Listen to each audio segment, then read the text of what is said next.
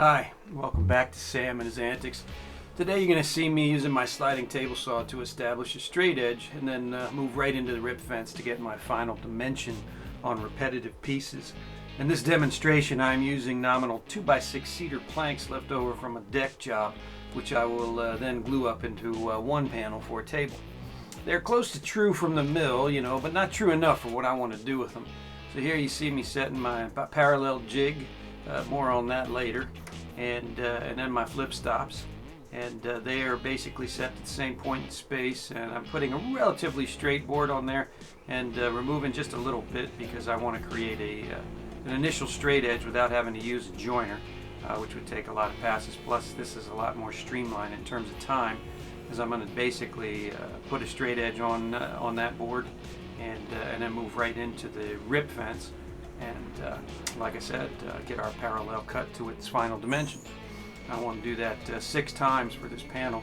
So in a repetitive process like this, you can kind of speed things up by doing it this way.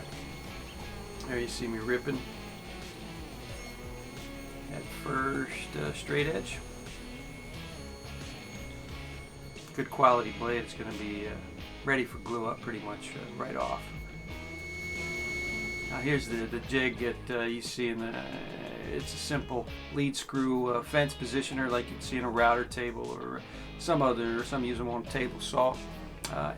Positive stops every 32nd of an inch.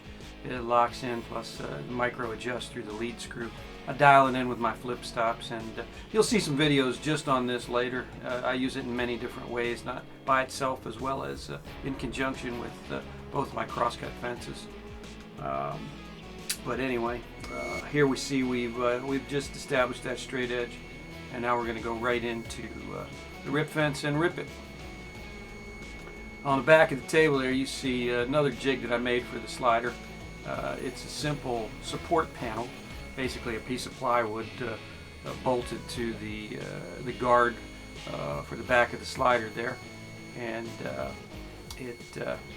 I don't have to break out any support stands or anything like that when I want to do something like this. Here you can see a picture of it coming up.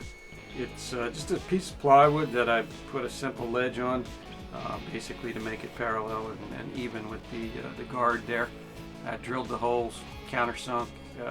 I use wing nuts, so it goes on and off really quickly. And it supports longer pieces. Here you see a longer piece there ready to go into the shaper. Anyway, I'm going to shut up now and just let you watch.